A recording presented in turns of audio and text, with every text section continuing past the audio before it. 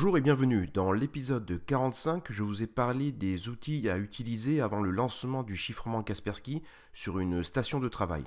Aujourd'hui, je vous propose d'aller un peu plus loin avec un outil avancé qui vous permettra d'ajouter ou de supprimer des comptes utilisateurs sur une machine chiffrée en AES 256 bits.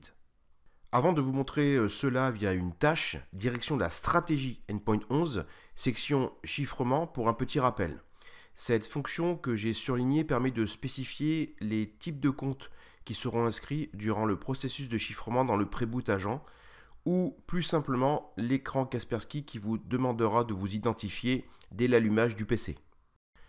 Mais imaginons maintenant qu'un PC soit réattribué par un administrateur à un autre utilisateur ou que l'utilisateur actuel rencontre des soucis d'authentification. Grâce à une tâche spécifique, ce genre de problème pourra se résoudre très rapidement. Et surtout sans avoir besoin de déchiffrer la machine. Direction donc l'assistant et la tâche que je vous ai surlignée. Vous pouvez le voir ici, cela permettra d'ajouter, de modifier ou de supprimer en une seule fois des comptes. Cette fenêtre paraît complexe, mais elle ne l'est pas finalement. La première partie permet de sélectionner un compte Windows de l'Active Directory. Cliquez sur Sélectionner pour naviguer dans celui-ci et récupérer le compte à ajouter. Ici, par exemple, je vais ajouter l'utilisateur Tom. Ensuite, si besoin, cliquez sur la case Remplacer le compte, s'il s'agit non pas d'une nouvelle configuration, mais d'une configuration existante. Dans mon cas, je vais laisser cette case décochée et ensuite, je vais me diriger vers la case pour autoriser l'ouverture de session par mot de passe. Rentrez ici un mot de passe temporaire qui devra être changé à la première connexion par l'utilisateur. Ou si c'est un cas, par exemple, le cas d'un compte de service, vous pouvez sélectionner la deuxième option, c'est-à-dire ne pas exiger de changement de mot de passe. Comme vous le savez peut-être si vous avez suivi les précédents épisodes, l'authentification peut se faire au niveau matériel avec un token par exemple. Si tel est le cas, vous pouvez préciser ici le certificat qui devra être utilisé. Optionnellement, il ne vous reste plus qu'à mettre un petit descriptif et de valider. Ce qui est intéressant sur l'écran suivant, c'est qu'on peut en profiter pour supprimer un compte du pré-boot.